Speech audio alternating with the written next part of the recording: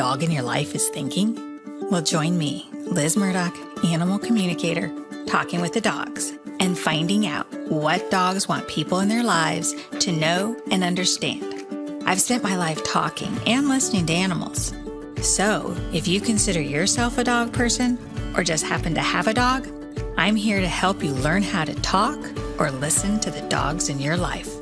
I chat with people too, sharing stories and tips on exactly how animal communication or being a dog whisperer makes an impact at home or when working with the dogs.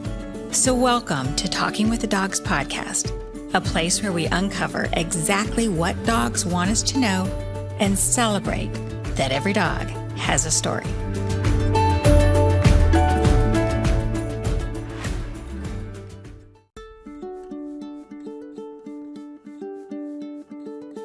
This episode is brought to you by Noble Pet Foods. No nonsense, no bull.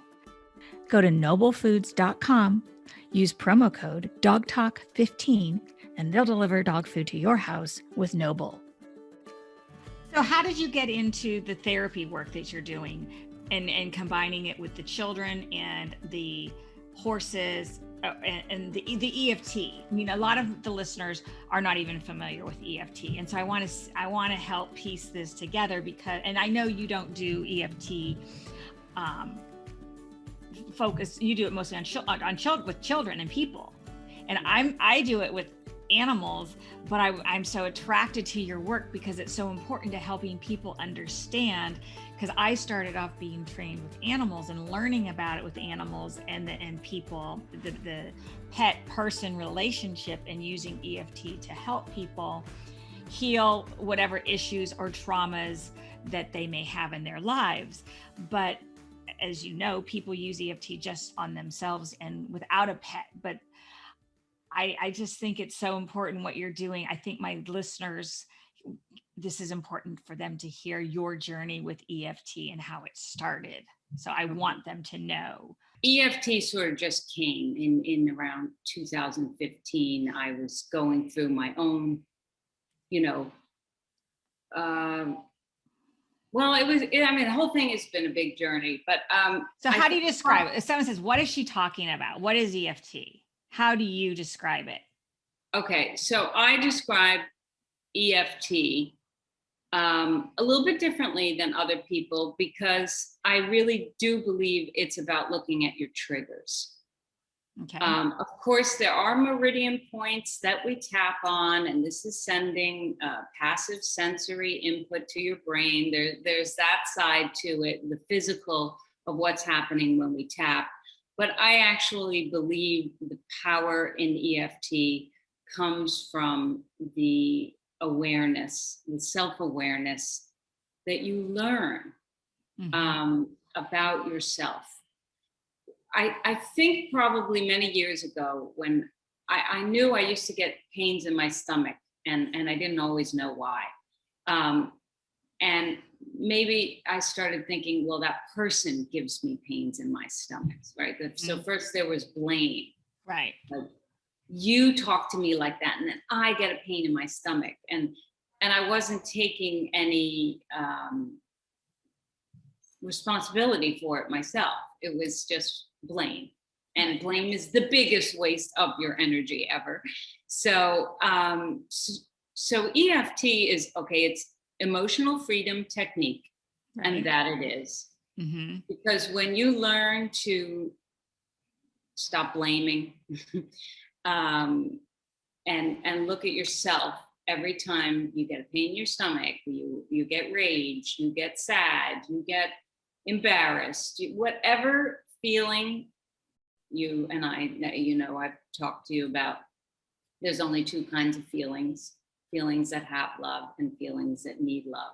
Mm-hmm. And every time you have a feeling that needs love, that is when you are triggered. Mm-hmm. And when you are triggered, number one, you need love. But I've broken it down into look, listen, love. Look, right. Look at what the feeling is. Here's our book, Look, Listen, Love, on EFT for children, but it's good for all ages because it's simple. So you look at what that is. I think it's really helpful when we use an example. I don't know. You want to give me something? Have you been triggered lately? It really helps. No, not at all. Yeah. So a good one can be even with the dogs when when we're sitting and they want food. We're sitting on the couch and they want food. And it's like, you say, leave it. It's usually somebody else will say, leave it, and they'll keep testing. And it's like, we said, leave it. And then I'm all comfortable. So I have to get up to pull them away and redirect them. And that can be a trigger for many people when our dogs behave a certain way. And we're like, so can I do it with you? Yes, definitely. Okay. Yes. So in that situation, what is the word that you feel? Oh, I guess I want to say move, because I want my daughter with the food and the couch and the dog to move so I can just relax and watch my evening show, And what do you feel if you cannot move? Frustrated, uptight, because I want to relax. And Right. I've been looking forward to this. Yeah. So I'm like, frustrated. So frustrated. Yes. Frustrated is the feeling that needs love, right? Yes. So them moving is not about your feelings. That right. It's the frustrated that we want to get to. Got it. And this is why so that's it. In EFT, we call it chasing the pain, right? So we want to get to, and it's only your own pain, right? And that's the thing, to chase it. So yeah. Rather than if only they'd move, then everything would be fine. I'm not looking at that. I'm looking at my frustration. Yeah. And it's okay to talk about it. And that's the fun part about EFT, that, know, it's chasing the pain. And that's where a practitioner is tuned in. Of course, I'm going to let you say that, but I know that that's not the feeling that needs love. Them moving. That's not it. And so for somebody who's thinking about their dog with the barking, the reactivity, the separation anxiety, all of that is the other stuff. But it's I'm so frustrated that my dog's not doing this. What's that word? Yeah. Yes. Yeah. Okay. Because somebody else might answer it very differently for the same catalyst, right? This barking dog. Oh, they're angry. Yeah. Yes, exactly. I was talking to somebody this morning at the stable about a barking dog. And he looked at me and he said, well, angry. And I said, that's funny, because I don't feel angry. I feel powerless. Yeah. That's weird, right? That's like, so it's because it's about me and it's about you, and it's always about yourself. So you look, number one, look at what that word is. So I'm going to use powerless. You're going to use frustrated. Yeah. And then we're going to listen. If I really look, I'm actually not feeling powerless right now, so it's a little hard, but we're going to play. Because I've worked on that. I have. Actually. Yeah. Well, it comes and goes. Yeah. But then I would ask, where do I have that feeling in my body when I think of that situation? And I mean, sometimes, I don't know, maybe with your dogs, it does trigger quite a lot. So you would look, is it in my stomach? Is it in my chest? Is it in my throat, my head? Where is it? That's the listen part. Okay. And then you used a lot of descriptive language. You said, what were you saying? You said it was, you used a word. I can't remember now. Normally I'm writing it down. Oh, that's right. So I don't know. I'm frustrated because I want to relax and watch the show at the end of the day. And it's so the frustrated feeling, where do you feel that in your body? I get it in my shoulder area. I go up like that. And it's tight. Yes. Yeah. I think that's what you were saying, right? Yeah. So there are 9 points, meridian points, that we very, very lightly tap on. It's like butterfly taps. These are the points: collarbone, under the arm, karate chop, top of the head. There's no wrong or right way. Top of the eye, side of the eye, under the eye, under the nose, under your lip, collarbone. And you just do that as you're talking about it. So now you've just said, and the setup is, even though I have this frustrated, tight feeling in my, is Shoulders. it in your shoulders? I get it in my shoulders, my neck. Yeah, my neck and shoulders. Yeah. Right. So even though I have this frustrated, tight feeling in my shoulders, does it have a color?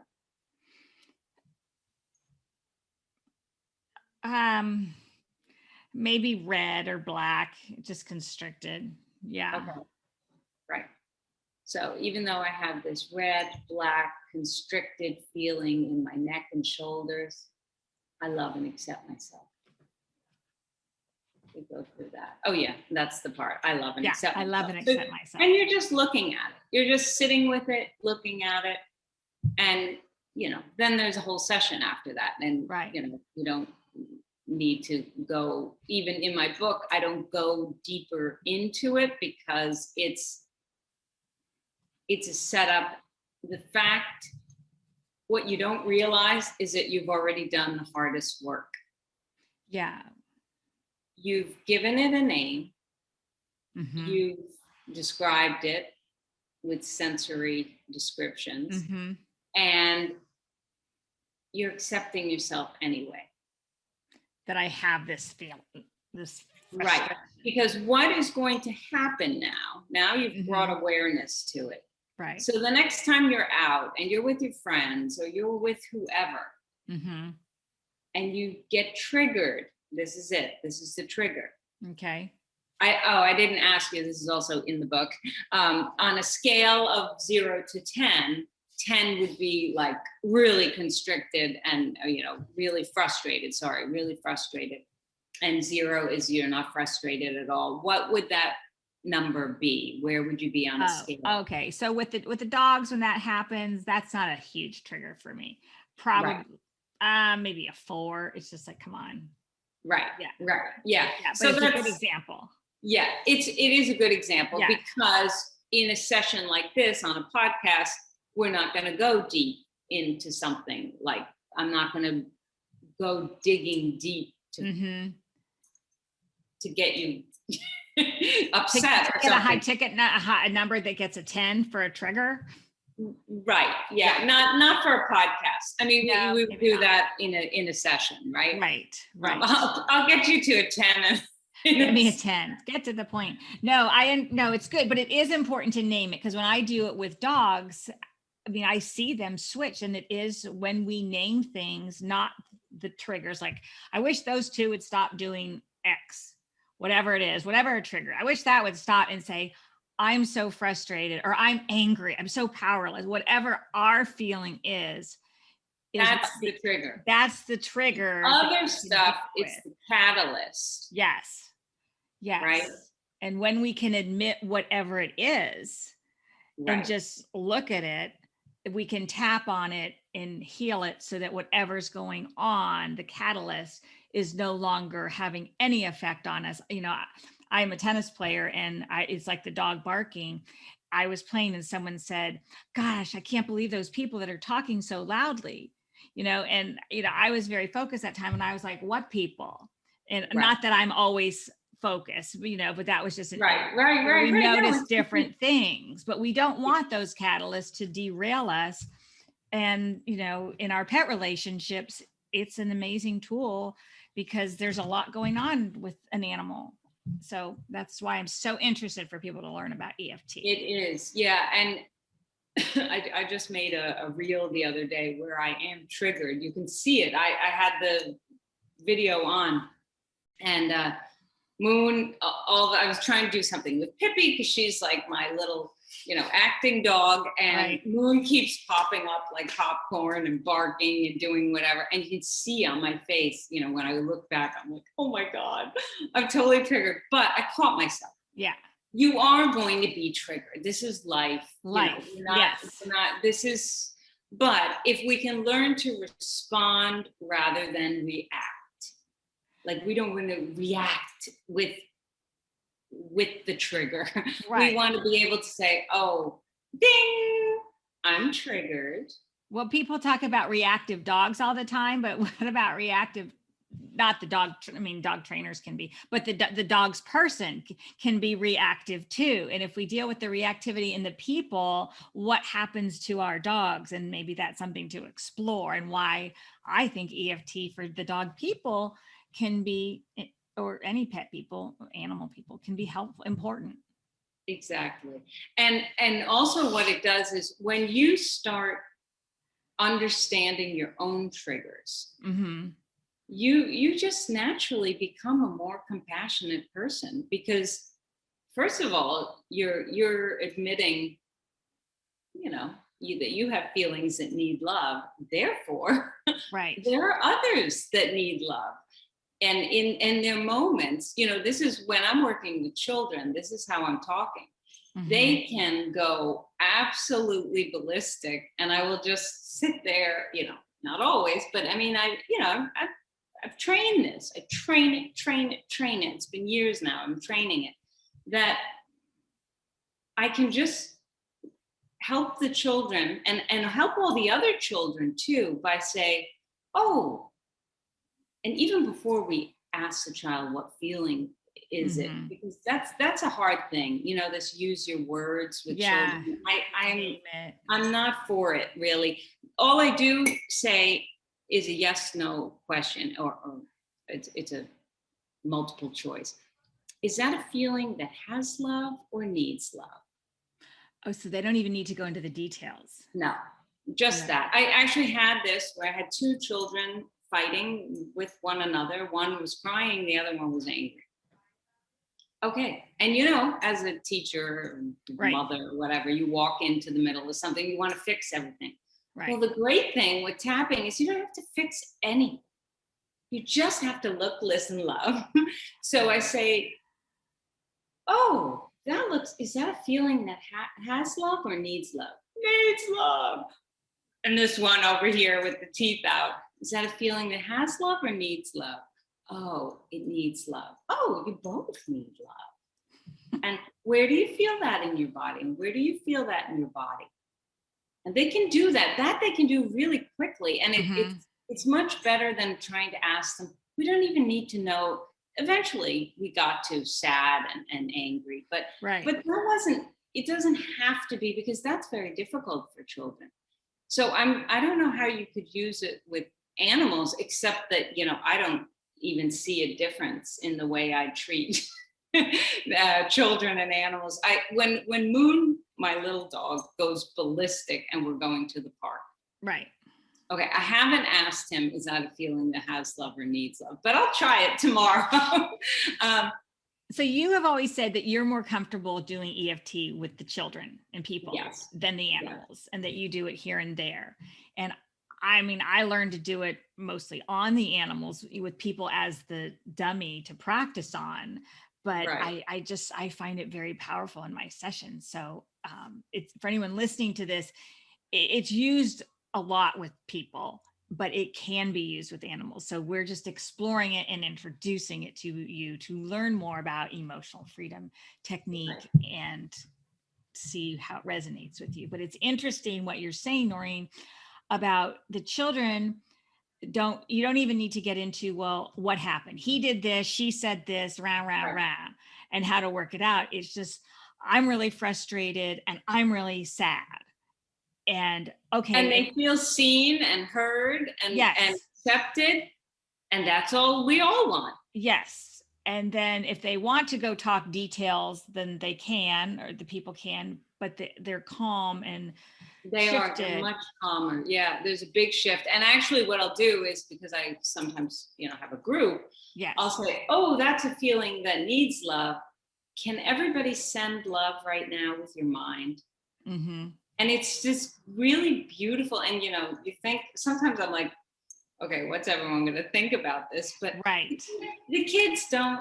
They just go, and they all send love. And next second, that kid, and then I'll ask that child, did you feel that? Mm-hmm. So with the dogs, I had a session the other day with a dog that had issues, and like we said, we don't need to go into what the issues are, but it had issues, and the woman's holding the dog, and I was like, it was a 30-minute session that she had booked with me, and I didn't know anything about the dog. So hi, hello doggy, and we're going through the session, and I'm like, can I just tap on your dog? And she's like, well, what's tapping? Sure. I go, it'll just take a few minutes. I just want to try this. I really feel the need, because this dog was sort of squirming, and I was getting all this intuitive sense that it wasn't content. It was feeling misunderstood. It was feeling sort of sad and frustrated. And so I started tapping on this dog, and I have not done this in a session with someone I didn't know, with just saying, I want to tap. I've talked to people before, and then we've come back and do another session or later. But this is the first time I said, can I just do this? So I just did it. I'm tapping like this on me, and she's lovely. And she's just like, okay, going along with it. Well, the dog that had been like this suddenly relaxes. And then I'm like, oh my gosh, I go, can you feel your dog getting heavier? And she goes, yes, this is amazing. The dog went heavier, and then ultimately the dog wanted to go down. I said, you can put the dog down. And she's like, it's okay. Cause she had been enjoying watching the dog peer at me at the computer screen, which she goes, he never does. He never even is interested when I'm on the computer, but when we're intentional, they are.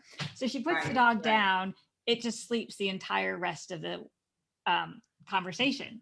So yeah, EFT, and it just made me even more passionate about the power of EFT with animals. And I want people, if you're driving while you're listening, it's EFT. You can look up tapping. Right. Emotional freedom technique. Yeah. And also, just to explain that what you're doing is actually called surrogate tapping. Yes. Yes. Right. So yes, exactly. That's as if I say I am, who in my head I'm imagining that I am, that dog or whatever. And I'm actually tapping on myself as if it's to tune in. You're tuning in with, just like when you're doing your communication, you're tuning in, and therefore you're able to give yourself that input that it is then felt by the dog. My intention was the dog. Yes. Yeah. But when I'm talking with the dog, or intuitively having a dialogue of receiving messages or images or feelings from an animal, that's more two-way. But you're right. When I'm doing the tapping, it's on me as if I'm the dog. I'm tapping on my body, but with the whole intention to benefit the dog, and that it's the dog's issues and feelings. Yes, I did it on a shoe once for a horse, showing a woman, and she called her trainer back. We were in Hawaii, and her horse was in New Mexico, and she called the trainer after our session, and the trainer's like, oh my gosh, what just happened? Oh, really? Mm-hmm. Yeah. So I'm going to keep encouraging you to do more with the animals if you have time in your schedule with them. I know. Yeah, but I mean, and the great thing is when you do that surrogate tapping, again, you are strengthening your own compassion. Yeah. And, talking to you, I'm just thinking about people, what would happen, a question for people to think about. What would happen is if somebody who has a dog who has an issue, like I mentioned, when my daughter sits on the couch, usually we didn't do food on the couch. Now she wants to do food on the couch. I'm like, okay. So she's sitting on the couch. The three dogs are like testing, because there's not used to being food at their level. Oh, what is that? It smells really good. And she will ignore them. I'm like, you have to tell them to leave it, go get, and anyway, so sometimes she'll give them, and it's a work in progress, fine tuning this to be very clear with the dogs, but getting it to just shift. What if somebody comes in and says, my dog is begging for food, my dog is barking all the time, all of a sudden? What if instead of doing, okay, let's talk about what you're doing, what if we just went to tapping first before we went to the sessions? What would happen? Yeah, then I mean, immediately you would start asking, sometimes you wonder, do the dogs react that way to make you aware of your own feelings? Like the separation anxiety people, I mean, some of these people, they're, I think, probably more upset than, not everyone, but there are probably some people who are more upset at the thought of going back to work and leaving their dog than the dog is. Right. And again, I mean, maybe everybody's a little upset having to leave their dog. Yes. And then, but at what point is it a trigger? When you go over 5 on your trigger scale, then, you know, you may be really feeling it in your body. And this is something that needs to be looked at. So these triggers, these alarm bells that are going off in you, if you're leaving your dog, like I said, I believe anybody that loves their dog, it's going to be hard, right? And so some of us can do it in a sort of, I don't want to say healthy way, but you know, healthy for them, where they can go, I'm so sorry about this, but it's not going to ruin my day. And other people might really carry that with them for the day. And then they really need to look at themselves and do the tapping steps, because they might be surprised at what is deeper. When the part that I don't include in the book is if you go through the formula of look, listen, love, even though I feel guilty probably for leaving your dog alone, I love and accept myself. You tap through that, see if you can get the number down. If you can't get it down, ask yourself and be honest with yourself. Can you think of another time in your life where you felt that guilty feeling in your chest? I know I'm making it up. That blue, you know, you do the formula and you ask yourself where I felt guilty. And I tell you, that is like the bomb. And that I didn't include it in this book because it's a children's book and I don't want to bring up stuff and leave it with parents who aren't, you know, doing this. But and there's so much power in the steps before. But this is even a step further, which I think could be really beneficial with pet owners, because pet owners get triggered a lot. And it's a lot of their own history, their own stuff that they need to look at. And that's why that animal came into their life and is demanding that they examine it and become self-aware. Yeah, it makes me think about people who I've spoken to, but I know they're out there that, you know, an adult going back to work who got a pandemic puppy, who may have a memory from their childhood of a dog that either passed away or they had to leave because they moved or they went off to college or just moved out of the family home and they miss that dog. And so this may be triggering that, leaving my dog now, who has been my, you know, my companion, my security blanket, getting through, my best friend through the pandemic. And there's a whole nother part besides the dog's issues. It's our own. What does that dog represent? Yeah. And it doesn't necessarily have to be another dog. That's the really interesting thing. Yes, right? It doesn't.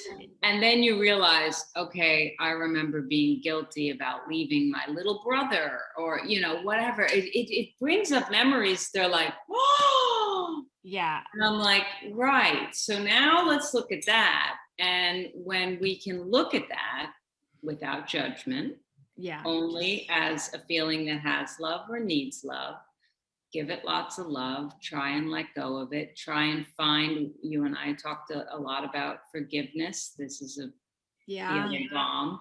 That, you know, get to that point where you're, that's actually a whole, I don't even want to start on forgiveness right now because it's such a we'll do that another time. Yeah, it's a big conversation, but it is letting go.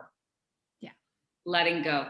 And I think if there's a pet owner that continues to get the same trigger word then from their dog, and that blame thing, it's not about the dog. Right. And a lot of times when people start looking at themselves, the animal's behavior Oh yeah. changes. Right. So I think it's great that you're tapping on the dog, but it could be enough that the person is just tapping on themselves. And that, but I understand people come to you because they want you to fix their dog, right? So it's it's great what you're doing, but I think it's good for people to know that their energy, their triggers are affecting their dogs. Absolutely. Definitely. And I have tapped on people too. It's fun. It's interesting you point that out. Some people are clearly tied to what's going on with I think some people are more clearly tied than others. Right. that I've experienced working with. And sometimes, like one dog was having separation issues. I mean, it was chewing the wall and really acting out and destructive. And there was a lot of things going on. And the dog came to me the first time. We had several sessions. The dog came to me the first time with these acting out issues, we will call them. That's what the trainer and the person came to me, and the trainer was at his wit's end, like, what's going on? Because she's doing everything. And she's like, yeah, I'm doing everything. Well, she wasn't doing everything, because according to the dog was sort of pushing back intuitively. I said, well, the dog is showing me that it feels like it's inconsistent and it's confused, that some days it's supposed to do this, but other days. And she's like, yeah, sometimes I don't do the practice, and I don't take them out to the bathroom before I go to work. People, that is so important. Make sure they've had a chance to go to the bathroom. If people get rushed in the morning. Exactly. And they don't. And if we've been walking our dogs every morning, even for 15 minutes, and suddenly we're rushing out to get to an appointment and we overslept and we don't even want to go to work, we have to go, and we don't walk the dog. We can't just say, sorry, oh, I feel so bad, and then come home and the house is a mess and we're mad at the damn dog. Exactly. Oh, I have the opposite problem. I don't get to pee in the morning because I have to get my dogs out first. Yeah. Yeah. Oh, my dogs have to be fed don't right realize. away. Yeah. It makes a difference. Yeah. So she was blaming the dog. And so we tapped on the dog first, and then we did her. She was open to it because she saw the difference. Right. It depends. Yeah. I think it depends on people's comfort zone too. I think so too. Yeah. Yeah. And like I said, I mean, it's not only, I've had many pets and they've all brought different things. So I'm not saying that every pet that came into my life was telling me something that I needed to wake up about myself. Some of it was, I mean, because I've tried looking at that, like, my old dog, she has Addison's disease. I'm like, what is that trying to tell me? No, she just has Addison's disease. Yeah. It doesn't have to be, everything doesn't have to be, with this great big meaning of why she came into my life. And I mean, I do believe there are great meanings that she came into my life, but Addison's disease wasn't one of them, Yeah. That was a learning curve for me. I agree. Like, our children can be so much like us, but they can be so not like us. And I think our dog relationships can be like that there can be parts that are for us and parts that's their life journey and the different people or animals they touch. That's a great thing that you just said. That's their life journey. And I think that's really important for parents and for pet owners, to give yourself that grace and that relief that not everything, as much as I say you need to look at yourself, there are some things that's the other person's journey. And it's, no matter how much you tap on yourself, they're going to go through that, but you just need to not get sucked in with them, like if they're on that, that's a beautiful thing to say. Especially with animals, right? Because I don't know, I feel like they have more of a journey. And maybe it's no different, right? There's really no difference, but I know. Sometimes when there's so many rescue dogs now, right, that I mean, they come with a lot of baggage, right? And they are on their journey. Yeah. Some of them have more baggage than others. I've worked with some rescue dogs that they didn't have a lot of baggage. They Okay. no, well, because what happens, I mean, this is a whole nother topic once again, but what happens is, the much loved dog grandpa dies, somebody in a family member dies, and another plug for making plans for your dog, somebody dies suddenly. I was at a hospital visiting someone, and there's this dog being carted off to the animal shelter, and I wanted to scream, but I had to go in. Someone had been brought in, is in intensive care, and off goes the dog. It's this little cute little Chihuahua just walking out, and I was like, oh my gosh. But they have a whole protocol when that happens, taken from the hospital. I said, where's it going? They go to the shelter. I'm like, oh my gosh. So, oh my goodness. yeah, Oh, those so things hard. happen, but sometimes these dogs will get picked up right away. Not always. There's wonderful people working in shelters who whisk them out if they have volunteer, blah, blah, blah. And a dog ends up, and it's okay. And yes, it misses its person, but it's not the same as some of the dogs who've had downright horrific experiences and need more rehabilitation work, that they can be rehabilitated and go on to live fabulous lives. But but I am an advocate, based on the many rescue dogs that I have known and worked with, that not all of them have come from traumatic backgrounds. Right. So yes, there are some, but there's a lot of great dogs that haven't. So I just want to put a little plug for those dogs that are like, hey, I'm just fine. Let's go live a great life together. Right. So anyway, I want to get back to tapping.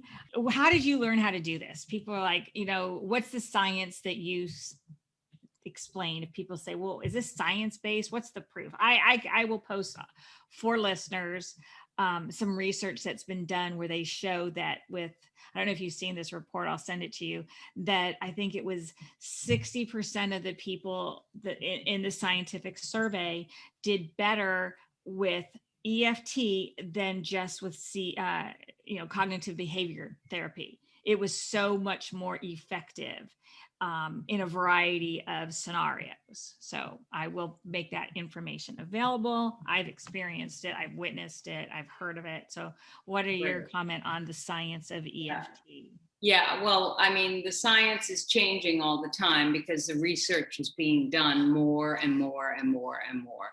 But yes. I've also read that and heard that, that one that you were just saying. And it started out that it was comparable with CBT, cognitive behavior therapy. And I don't know the latest one to get the, like yesterday's right, that's the thing, research is always coming. Yeah, it's always coming, and people are really interested in this. And there's also EMDR, which is the rapid eye movement therapy. Right. Mm-hmm. One of the steps in the course that I took in Brighton in the UK was with Carl Dawson. We do something similar where we do there's a sequence that we do. It's called the 9 gamut. And we do a little bit of eye movement, humming and counting to activate different parts of the brain. So basically what's happening is your limbic part of your brain is the part of your brain which is regulating all your emotions. Mm-hmm. So that's why this setup is so important, right? This for the EMDR. Yeah. The limbic part of your brain is being activated when you're doing tapping. Okay. Because we've brought up issues and triggers and emotions, and we've got that feeling, right? We start with that. So we bring up all this emotional stuff. So we've got that working. Then we start offering, usually before Corona, I would tap on the other person. Right. And the reason that's a little more beneficial is because it's passive sensory input. Like getting a massage. Like no one wants to give themselves a massage, but when you get a massage, it feels so good, right? Because you can just relax. Right. So that passiveness is even calming for our body. And like that story I told with Jolie, right? Yes. She's getting that passive sensory pressure which is, it's regulating her nervous system. So that's basically what we're trying to do. We're bringing up this emotion that needs love, and we're offering some light, like I said, either passive if I'm doing it, or you're doing it on yourself. It's still activating another part of your brain, because here comes sensory input. So now your nervous system is activated, but you're still talking about, because we talk through while we tap. Right. So now I'm, your brain is being activated and regulated more than anything else, because this is just calm. I've done this with children, and they yawn. That's a real, you must know that with animals. Yeah. When they yawn, that's a release of tension and pressure. And when I do this with kids, they sit there and they say, "This is kind of nice." Yeah. And my dogs will just put their heads up and down. And that yawning, I've seen it with the horses, I've seen it with dogs, and I've seen it with children, that they yawn as a way to release. And I actually feel that when I do yoga or Pilates, I start yawning in the first 5-10 minutes. So when we activate the body in some sensory manner, we are releasing tension. And so that's the science, as far as I can take you there.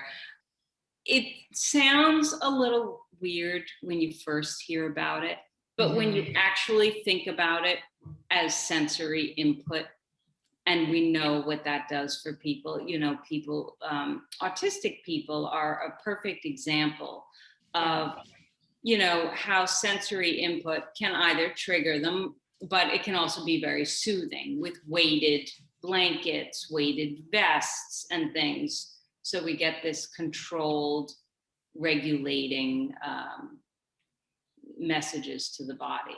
So that is what it does. Yeah. If anyone's like open to this and they were like, okay, I want to try this, do you have advice? I mean, they can reach out to us. Do you do it over Zoom with people? Yes, I have. Yes. Yeah. Okay. So if someone's listening and wants to give it a try, you can reach out to Noreen. Her information is available. You go to the podcast page, you'll find it. And I do it mostly with dogs and the dog relationship. I would not say, call me up if you want to do it for your child. Noreen's the one definitely to talk to. But you've got your book, which walks it through. Is that something that you would recommend for beginners to check that out? I mean, I love the book. I think it's so well done. Absolutely. I mean, especially for children. I mean, first of all, there's a lot out there on the web, right? I mean, you can definitely just look around. But, you have to see, it's like with anything, with an animal communicator, you have to find someone, I like the sound of her. She seems real. She seems, I can relate to her. It's not over my head the way, whatever, I don't know. But you have to sort of shop around and see. So, if you like us and you think, then it would be great. You can reach out to us, of course. But I think, that's why I wrote the book. Well, I'm going to do a plug, because I think that if anyone's interested in learning more, it's very simple. And that's what I think is so nice. And that I've seen the other tapping book, not all of them, but this is so simple that it's easy to get started. If you're like looking for something to like, okay, I'll try this. And I mean, I've people who I've said they've called the therapist, they can't get in for 3 months because everyone's going looking for help with anxiety and separation anxiety. That this little book, it's designed for a parent-child guide, but it's basic, that it's for like kids of all ages, like 5 to 99 kind of thing. So that's why I'm like, I said to Noreen when we met on Instagram. But say how, because, maybe everyone doesn't know. Go ahead. It was actually my dog that caught your eye, right? Definitely. I've met several people that way. I'm like, wait, I want to know this, whoever is this dog's person, I want to know. Yes. Yeah. And she's in the book, and my horse is in the book. And I think that's what's different about my book. is that I have included animals, and I believe that's why we're doing this work together now. The book is a great way to make EFT accessible to somebody just like, I need to figure this out. I'm just going to try this. And you just follow the script, fill it in. You can script. Yeah, that's the thing. It's a fill in the blank. Yes. And Noreen's working on, I don't know, a downloadable or something to get more scripts. So we'll keep an eye out for that. But really take a listen and to yourself with the book and see what happens. And if you have questions, reach out to us because we're happy to help, because it can change your world, and we change your world, our own worlds. It starts changing the world. And I think that's why we're both trying to make an impact with this and share the message about EFT with ourselves, our loved ones, the children, and the animals, right? That's right. It's all self-love and compassion, and animals, and understanding yourself, understanding animals. It's all just, it's our practice work here on this earth to help others. Well, thank you for being here today. Thank you so much. I'm like so excited. I love, the small world. I'm sitting here in Denmark and you're all the way in California, right? I know. Well, here's incredible. To Instagram and Clubhouse, right? Exactly. All right, everyone, have a great day. Look, listen, and love. My dog knows that's the cue. They're up for their treats, for being quiet. You all want to say bye? You say it louder? You can say it louder. You're saying, okay, you want to say something, Wolfgang? Next time I'll have my dogs in here. Ready to find out what your dog wants you to know? Visit talkingwiththedogs.com. Book an appointment with me, and we'll find out. Thanks for tuning in to Talking with the Dogs. Hope today's episode made you want to understand your own dog better and appreciate that every dog has a story and something to say. Subscribe now for more dog stories and insights into animal communication and what it's like to be a dog whisperer. Review this episode on Apple Podcasts or follow Talking with the Dogs on Instagram or Facebook, and sign up for a chance for you and your dog to be a guest on the show. Whatever you do, I hope you'll spend time talking with the dogs.